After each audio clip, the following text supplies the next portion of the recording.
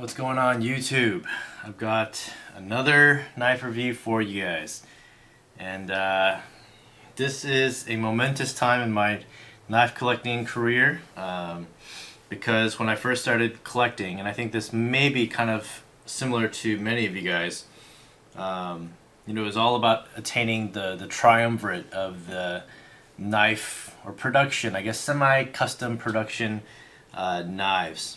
And that was the Crisp Reeve, the Strider, and the Hinderer. Those are, I think, what I consider the big three. You've got other production companies like Spyderco and Benchmade and Kershaw, which kind of make up the mid-level folders, and then you get into the higher level ones. When you do research in knife collecting, that's what it's about reaching. Then you get the custom knives and all that kind of stuff, and that's a whole nother ballpark, whole nother game.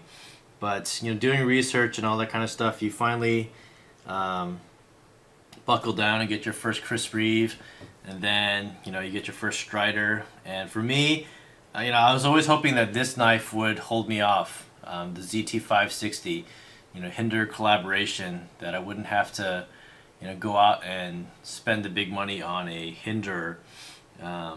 But obviously that didn't work, and I broke down and finally got a relatively decent price, I think. I don't know, it's still definitely inflated from the Hinderer's price, but this is the XM-24. I think most people usually go for the XM-18 at first, the 3.5 inch, but this is the full 4-inch XM-24 blade. It's got the stonewash finish with the stonewash titanium with an orange scale. Orange scale is a little bit bright for my liking. I have an OD olive green scale on order, which will probably be installed by the next time you see another knife review after this Hinderer review. But this knife, man, it's everything that you have heard about, that's for sure. Absolutely rock solid. This, I would actually, I don't know, man. I would rather go with this than a fixed blade in terms of prying. I don't know. It's hard to say, but this is by far the sturdiest knife I've ever felt in my entire life. I mean, this. Some people, I think Jay Davis on YouTube, if you're familiar with his channel, I think he talks about the idea of being able to muscle like blade play and stuff like that. And I don't think you can necessarily muscle blade play and say like this custom Hoback or or the my Crisp Reeve here. I don't think you can really muscle blade play. It's rock solid for sure. But there's something about this blade, that's, oh my gosh, it's just ridiculously stout. So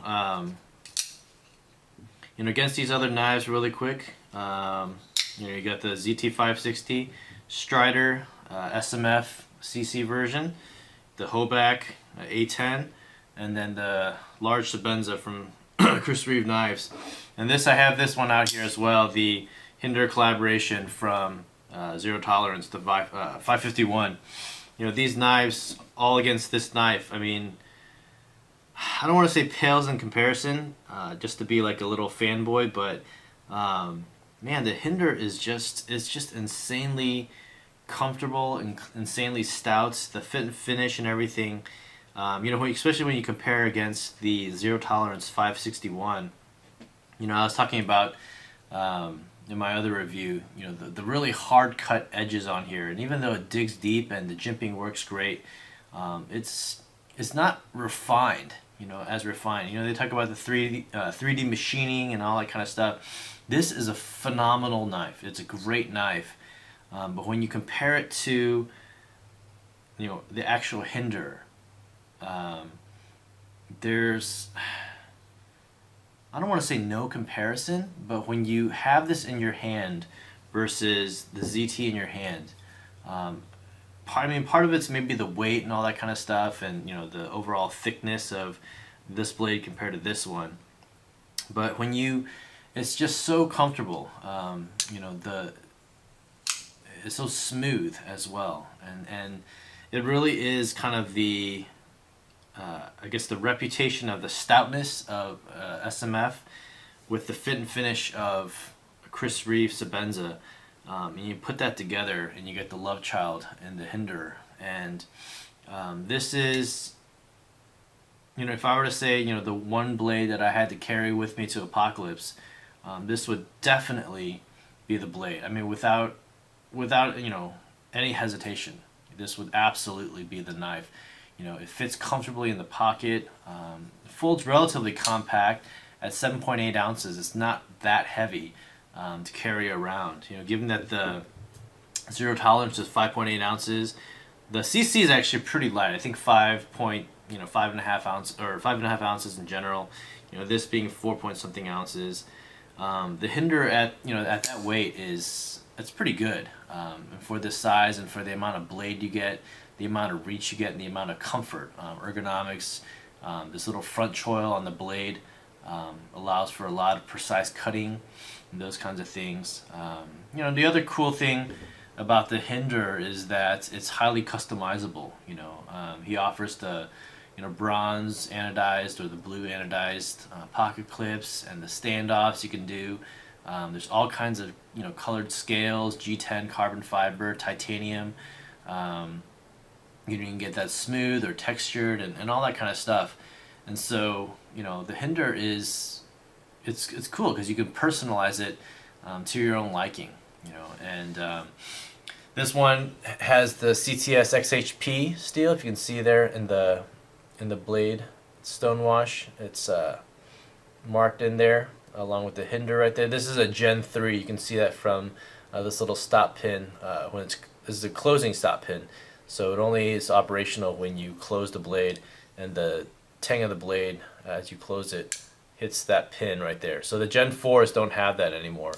One thing about it is a very smooth knife. It doesn't flip out quite as nicely as the 561, obviously because of the IKBS, not the IKBS, the KVT system in here. It's kind of unmatched, in terms of how well this thing flips out. But IKBS or KVT, these bearing system pivots and all that kind of stuff, it's kind of, they're great pivot systems, but to have that kind of smoothness in a phosphor bronze bushing or Teflon bushings, in this case for Hinderer, it just doesn't, I don't know if it's fair to compare that kind of pivot system and all that kind of stuff. It's extremely smooth with a slight little wrist flick. It flips out just great. A lot better than my Hoback. My Hoback, I can feel a lot of grinding and stuff like that. And every time I, even with a little wrist flick, it doesn't. You have to kind of whip it out to get it out there. And this actually has a roller bearing system inside, which kind of, at least for my Hoback, if you look at some other Hoback videos out there on YouTube, they actually, I don't know if it's the detent or whatever, they flip out pretty nicely. But the Hinderer definitely is much smoother. Again, is I don't know if it's as smooth as the Chris Reeve. The Sebenza really does feel like it's just rolling on glass, and that's that's what's characteristic of the Sebenza.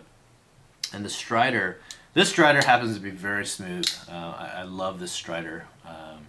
You kind of put these three together again.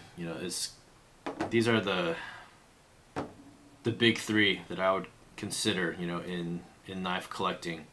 And I don't know, it's kind of like reaching the mecca of knife collecting. These three, and of the three, again, I think the Hinderer is not just because of reputation, but fit and finish and blade stoutness. Overall, this is probably the best blade. Ergonomics and everything like that is probably one of the most comfortable as well. Due to the double choil and the flipper design. Serves as a finger guard and all that kind of stuff. Texture wise and everything, it just fits great. There's no knock on Strider. Strider, the CC version especially, is pretty thin. It absolutely feels great. in the hand, you know. And there's no knock on Strider. I love this Strider SMF, and I probably may never get rid of it. You know, my Carta Sabenza, you know, is, I've been saying on my videos, one of my favorite EDC videos. You know, fits so compactly in the pocket, is an awesome EDC blade. But yeah, I don't know. I can't remember who said it. I think it was Jay Davis. You know, I really respect his reviews and his thoughts on his knives and all that kind of stuff. And I agree with something I'm pretty sure that he said. You know, it's partly a pride of ownership, having a Hinderer. And I totally agree with that assessment. You know, do I need a Hinderer? Absolutely not. You know, did I want a Hinderer? You know, even after having the 561, which, you know, if you look at it in comparison, it's so close. You know, and go watch Jay Davis's video in terms of, you know, the comparison. These two knives, he did a comparison between the XM-18, the 3.5 inch, and the 561, and you know, I think this one's actually closer when you look at some of the comparison shots here. You know, the blade is very similar.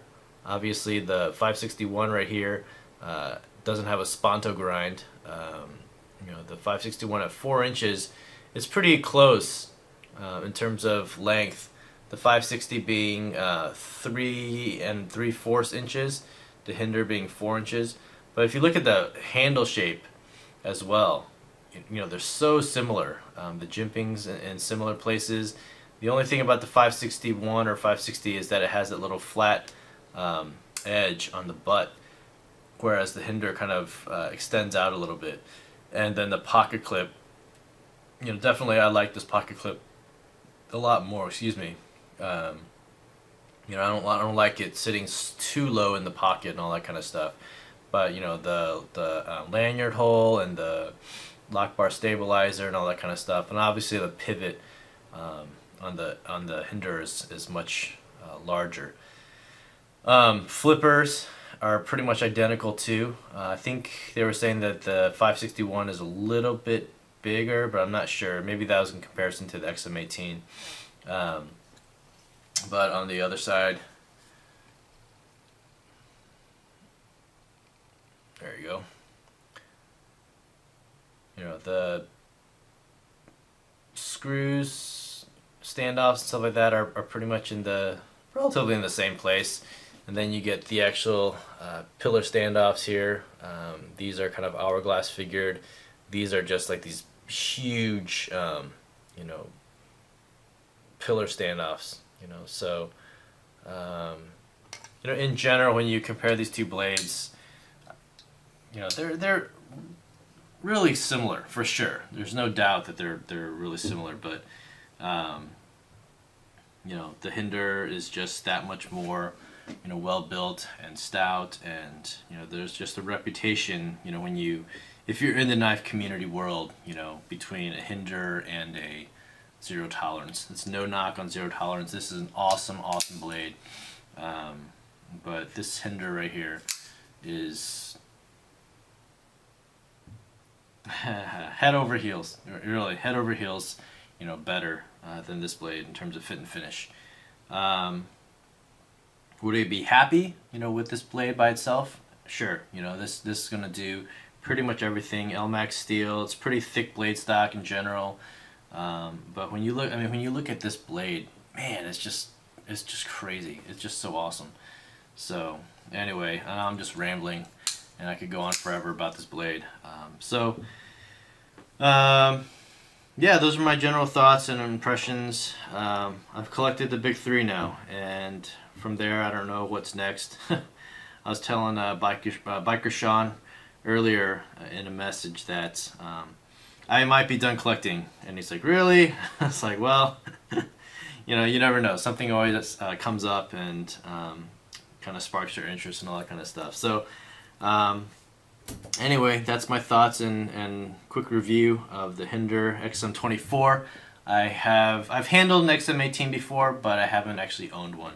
So we'll see. I think I'm gonna like this even more with the OD green scale once I install it. So you'll see videos of that in the future, I'm sure. Alright, you guys take care, and yeah, happy collecting, and thanks again for watching and all your support, and you guys have a great day. Alright, bye.